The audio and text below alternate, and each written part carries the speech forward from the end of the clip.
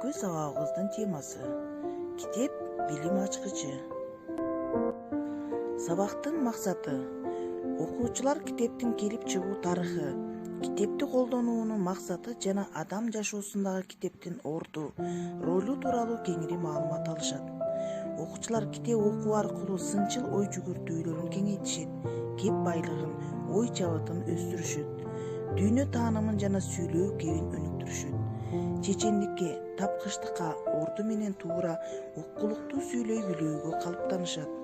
Китеп менен дос болгон адам гана көптөгөн ийгиликтерди багындырарын, даражасы бийиктерин түшүнүшөт.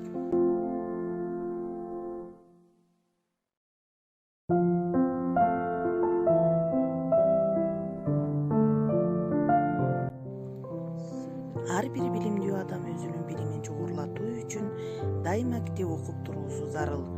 Жана китеп мындай адамдарга эң мыкты жардамчы болмокчу. Ал эми биринчи китептер кантип пайда болгону жөнүндө силер ойлонуп көрдүңөр беле? Китептин тарыхы абдан кызыктуу.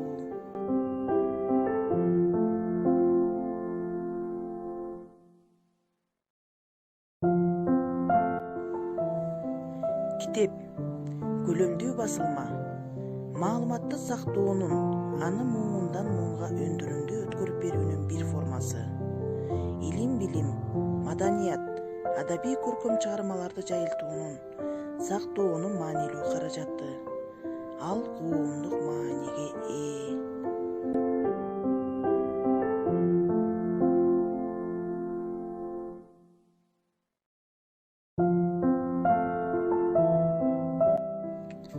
Алгачкы китепти байыркы вавилондуктар, ассириялыктар ылайдан жасашкан. Алар жумшак ылай тактачага учтуу таякча менен өзгөчө белгилерди чийип жазышкан.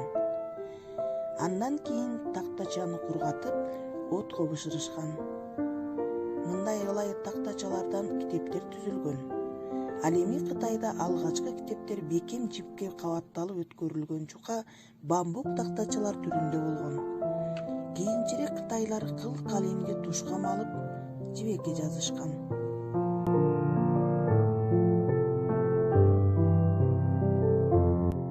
Байыркы Египетте таш такталарга чегип китеп табышкан. Кийин алар папирусты ойлоп табышкан. Камыштын сөңгөгүн жалпайтып таптап, бири-бирине булаштырып, узундугу метрге жеткен тасма жасашкан. Жазуу жазылган мындай тасманы түтүк кылып уруп сакташкан. Египет папирусу ошол кездеги эң мыкты жазуу каражаты катары байыркы Греция менен Римде да дээрлик 2000 жыл пайдаланылган. Кийин Кичи Азиядагы пергам падышачылык учурунда жаңы жазуу материалы катары айбанаттардын терисинен пергамент жасалган. Папирус менен пергамент өтө кымбат болгондуктан байыркы Грекия менен Римде аларды үнөмдөө үчүн адегенде мом чапталган тактачага узун таякча менен жазышып, андан кийин гана папируска көчүрүшкөн. Ал эми орто кылымдарда комитети пергамент баракчаларынан жасалган дептерге кол менен жазышкан. Барактары бүктөлүп же бырышып калбас үчүн дептерлердин эки жагына жыгач такта коюп бириктирип көктөшкөн. Жыгач тактаны булгаары же кездеме менен капташкан. Азыркы биз билген комитеттин алгачкы формалары мына ушинтип пайда болгон. Бирок анын белгилүү эки негизги тарыхый түрү бар. Биринчиси түрмөк, кийин ал 2-4 кылымдан кодекс менен алмашылган. Китеп даярдоо биздин заманга чейинки 7 кылымда Египеттен Грекияга, андан Римге өткөн.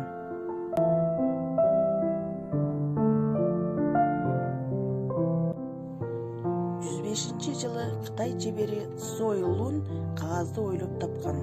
Алгачкы китеп 11 кылымда Кытайда пайда болгон.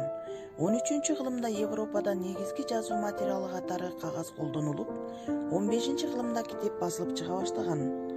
Орустун байыркы кол жазма китеби 11 кылымдарга таандык.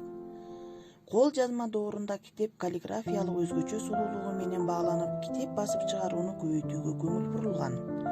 15 кылымдын 40 жылдары Европада немис ойлоп табуучусу Гутенберг эң жөнөкөй станок менен китеп чыгаргандан кийин китеп тарыхында жаңы доор башталган.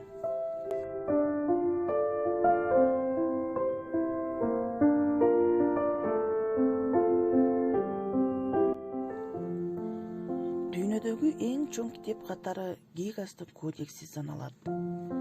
13 кылымдын эбегейсиз зор кол жазма жыйнагы.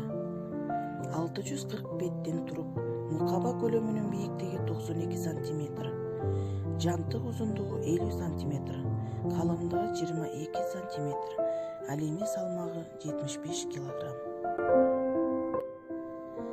Ал эми дүйнөдөгү эң кичине китеп болсо Антон Павлович Чеховдун «Хамелеон» китеби саналат. Китептин өлчөмү 0,9 жана 0,9 мм. Ар бир барагында 11 саптан текст жазылып, 3 түстөгү иллюстрациядан турат. Барактарынын бардык саны 30. Китеп 1996 жылы Коненко тарабынан Омск шаарында басылган жана мукабаланган.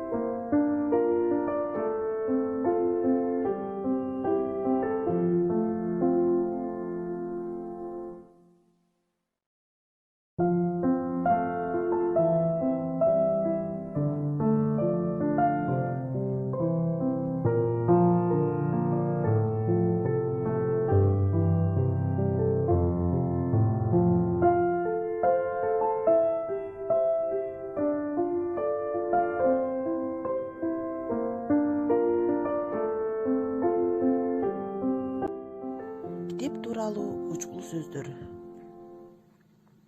Ар бир китепти окуганды билүү керек. Паскаль.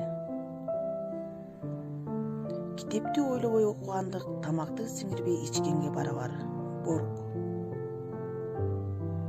Китеп өмүрдүн ыраакы жана караңгы жолунда адамга нур тартуулаган жобоктогудай шам чырак. Пит. Көңүл бурганыңыздарга чоң рахмат. Саламатта калгыла балдар.